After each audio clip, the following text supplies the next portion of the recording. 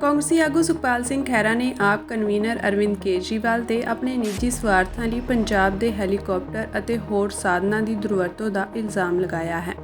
ਖਹਿਰਾ ਨੇ ਕਿਹਾ ਕਿ ਪੰਜਾਬ ਤੇ 4 ਲੱਖ ਕਰੋੜ ਰੁਪਏ ਦਾ ਕਰਜ਼ਾ ਹੈ, ਜਿਸ ਵਿੱਚੋਂ 1 ਲੱਖ ਕੇਵਲ ਆਮ ਆਦਮੀ ਪਾਰਟੀ ਦੀ ਨਲਾਇਕੀ ਤੇ ਗਲਤ ਨੀਤੀਆਂ ਦਾ ਨਤੀਜਾ ਹੈ।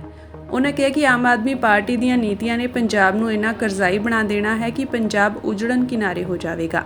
ਉਨ੍ਹਾਂ ਕਿਹਾ ਕਿ ਆਪ ਕਨਵੀਨਰ ਅਰਵਿੰਦ ਕੇਜਰੀਵਾਲ ਆਪਣੇ ਕਿਸੇ ਵਿਧਾਇਕ ਦੇ ਜਿੱਤਣ ਤੇ ਜੰਮੂ ਪੰਜਾਬ ਦੇ ਹੈਲੀਕਾਪਟਰ ਤੇ ਗਏ, ਜਿਸ ਵਿੱਚ ਉਨ੍ਹਾਂ ਨਾਲ ਸੰਜੇ ਸਿੰਘ, ਵਿਭਵ ਕੁਮਾਰ ਤੇ ਭਗਵੰਤ ਮਾਨ ਸਨ।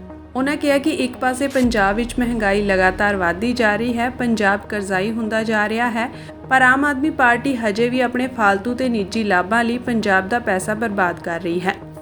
ਦੋਸਤੋ, ਆਪਾਂ ਸਾਰੇ ਜਾਣਦੇ ਹਾਂ ਕਿ ਆਪਣਾ ਪੰਜਾਬ ਜਿਹੜਾ ਅੱਜ ਲਗਭਗ 4 ਲੱਖ ਕਰੋੜ ਰੁਪਏ ਦਾ ਕਰਜ਼ਈ ਹੈ। 1 ਲੱਖ ਕਰੋੜ ਰੁਪਇਆ ਆਮ ਆਦਮੀ ਪਾਰਟੀ ਦੀਆਂ ਗਲਤ ਨੀਤੀਆਂ ਦੇ ਕਰਕੇ ਆਪਣੇ ਉੱਤੇ ਪਿਛਲੇ 2.5 ਸਾਲ ਚੜਿਆ।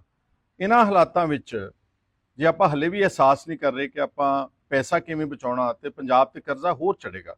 ਕੱਲ ਆਮ ਆਦਮੀ ਪਾਰਟੀ ਦਾ ਇੱਕ ਦੌਰਾ ਸੀ ਜੰਮੂ, ਇੱਕ ਉਹਨਾਂ ਦਾ ਵਿਧਾਇਕ ਕੋ ਜਿੱਤਿਆ ਉੱਥੇ ਸਾਡਾ ਹੈਲੀਕਾਪਟਰ ਗਿਆ। ਪਹਿਲਾਂ ਇੱਕ ਦ੍ਰਿਸ਼ ਦੇਖੋ ਹੈਲੀਕਾਪਟਰ ਦਾ।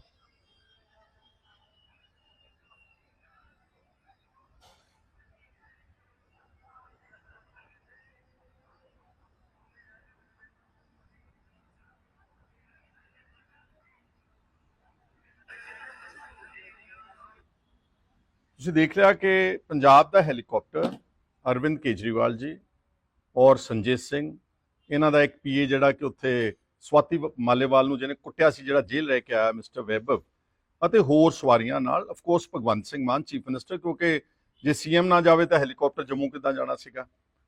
ਅਰਵਿੰਦ ਕੇਜਰੀਵਾਲ ਨਾ ਮੁੱਖ ਮੰਤਰੀ ਨੇ ਦਿੱਲੀ ਦੇ, ਨਾ ਉਹ ਪੰਜਾਬ ਦੇ ਕਿਸੇ ਅਹੁਦੇ ਦੇ ਵਿਰਾਜਮਾਨ ਨੇ। ਸੋ ਪਹਿਲੀ ਗੱਲ ਤਾਂ ਇਹ ਆ, ਅਸੂਲਨ ਅਤੇ ਨੈਤਿਕ ਤੌਰ ਤੇ ਦੋਨੋਂ ਤਰ੍ਹਾਂ ਨਾਲ ਇਹਨਾਂ ਦਾ ਹੈਲੀਕਾਪਟਰ ਪੰਜਾਬ ਦਾ ਜੰਮੂ ਲੈ ਕੇ ਜਾਣਾ ਉਹ ਗਲਤ ਹੈ। ਔਰ ਮੈਂ ਜਿੱਦਾਂ ਪਹਿਲਾਂ ਜ਼ਿਕਰ ਕੀਤਾ ਸੀਗਾ ਕਿ ਸਾਡੀ ਸਟੇਟ ਬਿਲਕੁਲ ਉਜੜਨ ਦੇ ਕਿਨਾਰੇ ਆ। ਅਸੀਂ ਲਗਭਗ 40-45 ਹਜ਼ਾਰ ਕਰੋੜ ਰੁਪਇਆ ਸਾਲ ਦਾ ਵਿਆਜ ਦੇ ਰਹੇ। ਸ਼ੁਰੂ 'ਚ ਆਮ ਆਦਮੀ ਪਾਰਟੀ ਨੇ ਕਿਹਾ ਜੇ ਅਸੀਂ ਐਮਐਲਏ ਦੀਆਂ ਮਲਟੀਪਲ ਪੈਨਸ਼ਨ ਕੱਟਾਂਗੇ, ਪੈਸੇ ਬਚਾਵਾਂਗੇ। ਉਹ ਤਾਂ ਬਹੁਤ ਥੋੜਾ ਜਿਹਾ ਪੈਸਾ ਸੀਗਾ। ਜਿੰਨਾ ਪੈਸਾ ਪੰਜਾਬ ਦੇ ਜਹਾਜ਼ ਨੂੰ ਕਦੀ ਦੇਸ਼ ਦੇ ਕਿਸੇ ਕੋਨੇ 'ਚ, ਕਦੀ ਕਿਸੇ ਕੋਨੇ 'ਚ, ਔਰ ਸਾਡਾ ਹੈਲੀਕਾਪਟਰ ਜਿਹੜਾ ਵਾ ਇਕੱਲਾ ਇਹਨੇ ਹੀ ਮੇਰੇ ਹਿਸਾਬ ਨਾਲ ਜਿਹੜਾ ਪੰਜਾਬ ਦੀਆਂ ਐਮਐਲਏ ਦੀ ਮਲਟੀਪਲ ਪੈਨਸ਼ਨਾਂ ਕੱਟੀਆਂ, ਉਹਦੇ ਨਾਲੋਂ ਵੱਧ ਖਰਚਾ ਤਾਂ ਇਹਦੇ ਤੇ ਕਰਤਾ। ਔਰ ਇਸ ਤੋਂ ਇਲਾਵਾ ਜਿਹੜੀ ਪਬਲਿਸਿਟੀ ਹੋ ਰਹੀ ਸਾਰੇ ਦੇਸ਼ ਵਿੱਚ ਆਮ ਆਦਮੀ ਪਾਰਟੀ ਵੱਲੋਂ, ਹਰ ਅਖਬਾਰ ਵਿੱਚ, ਹਰ ਏਅਰਪੋਰਟ ਤੇ, ਹਰ ਗਲੀ ਕੂਚੇ 'ਚ, ਉਹ ਤੁਸੀਂ ਅੰਦਾਜ਼ਾ ਲਾ ਸਕਦੇ ਪੰਜਾਬ ਦਾ ਕਿੰਨਾ। ਪਰ ਅੱਜ ਜਿਹੜਾ ਮੇਰਾ ਮਕਸਦ ਇਹ ਕਹਿਣ ਦਾ ਸੀਗਾ ਕਿ ਅਰਵਿੰਦ ਕੇਜਰੀਵਾਲ ਉੱਦਾਂ ਬਹੁਤ ਕਹਿੰਦੇ ਨੇ ਕਿ ਅਸੀਂ ਨੈਤਿਕਤਾ ਦੇ ਮੁਦਈ ਹਾਂ, ਅਸੀਂ ਅੰਦੋਲਨ 'ਚੋਂ ਨਿਕਲੀ ਹੋਈ ਪਾਰਟੀ ਹਾਂ, ਅਸੀਂ ਬਿਲਕੁਲ ਬਾਕੀ ਪਾਰਟੀਆਂ ਬਹੁਤ ਮਾੜੀਆਂ ਨੇ। ਪਰ ਮੈਂ ਕਹਿਣਾ ਚਾਹੁੰਦਾ ਕਿ ਕਦੀ ਕਾਂਗਰਸ ਦੇ ਪਿੱਛੇ ਸਰਕਾਰ ਰਹੀ ਆ, ਤੁਸੀਂ ਦੇਖਿਆ ਕਿ ਪੰਜਾਬ ਦੇ ਜਹਾਜ਼ ਵਿੱਚ ਜਾਂ ਹੈਲੀਕਾਪਟਰ ਵਿੱਚ ਕਦੀ ਕੋਈ ਸ਼੍ਰੀਮਤੀ ਸੋਨੀਆ ਗਾਂਧੀ ਜਾਂ ਕੋਈ ਕਾਂਗਰਸ ਦਾ ਦਿੱਲੀ ਦੇ ਜਿਹੜੇ ਆਗੂ ਸੀਗੇ ਉਹ ਆਣ ਕੇ ਪੰਜਾਬ ਦਾ ਹੈਲੀਕਾਪਟਰ ਯੂਜ਼ ਕਰਕੇ ਕਿਸੇ ਹੋਰ ਸਟੇਟ ਵਿੱਚ ਜਾ ਰਹੇ ਨੇ? ਇਹ ਸਰਾਸਰ ਗਲਤ ਹੈ।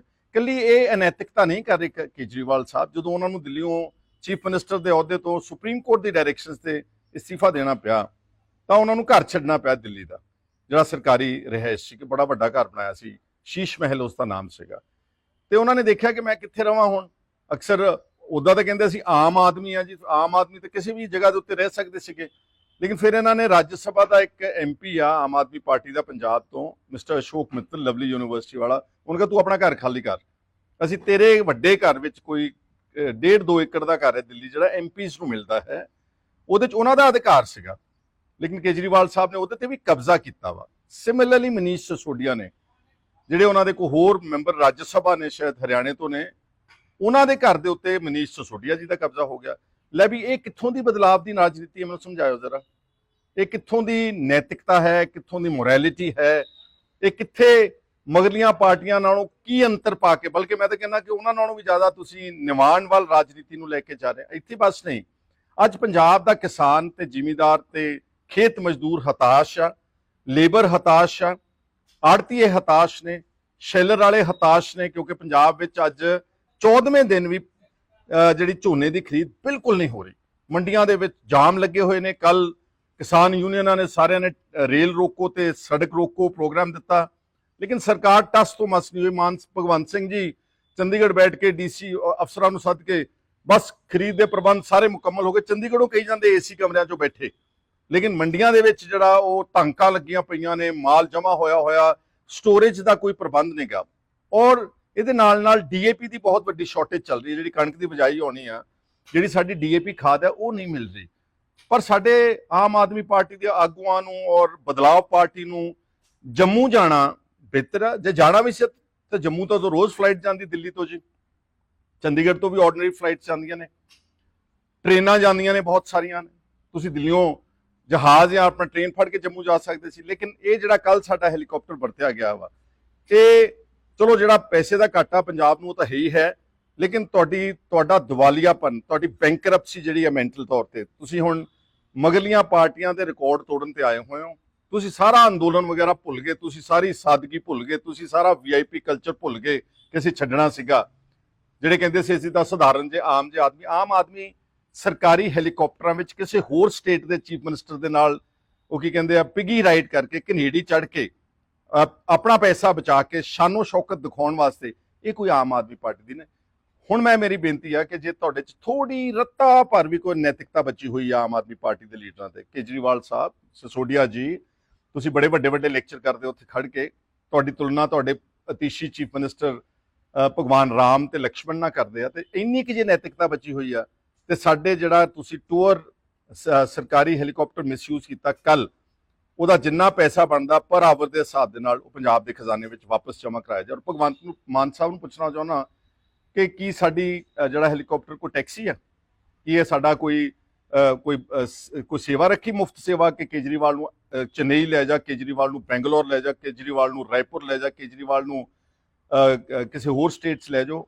ਸਾਡਾ ਹੈਲੀਕਾਪਟਰ ਹੈਗਾ ਸਰਕਾਰੀ ਕੰਮਕਾਜ ਵਾਸਤੇ, ਜਿੱਥੇ ਭਗਵੰਤ ਮਾਨ ਨੇ ਕੋਈ ਆਫੀਸ਼ੀਅਲ ਮੀਟਿੰਗ ਅਟੈਂਡ ਕਰਨੀ, ਤਾਂ ਜੰਮੂ ਤਾਂ ਕੱਲ ਮੀਟਿੰਗ ਕੋਈ ਨਹੀਂ ਸੀਗੀ, ਇੱਕ ਪਾਰਟੀ ਦੀ ਰੈਲੀ ਸੀ। ਤੇ ਪਾਰਟੀ ਅਗਰ ਕਹਿੰਦੀ ਕਿ ਅਸੀਂ ਬੜੇ ਵੱਡੇ ਬਾਕੀਆਂ ਨਾਲੋਂ ਅਸੂਲਾਂ ਵਾਲੇ ਬੰਦੇ ਆ, ਤੇ ਫਿਰ ਪੈਸੇ ਪੰਜਾਬ ਦੇ ਖਜ਼ਾਨੇ ਵਿੱਚ ਕੱਲ ਦੇ ਹੈਲੀਕਾਪਟਰ ਦੇ ਜਮ੍ਹਾਂ ਕਰਾਏ ਜਾਣ। ਔਰ ਅੱਗੇ ਤੋਂ ਸਾਡੇ ਹੈਲੀਕਾਪਟਰ ਦਾ, ਸਾਡੇ ਜਹਾਜ਼ ਦਾ ਦੁਰਉਪਯੋਗ ਜਿਹੜਾ ਉਹ ਕਿਰਪਾ ਕਰਕੇ ਕੇਜਰੀਵਾਲ ਸਾਹਿਬ ਬੰਦ ਕਰੋ।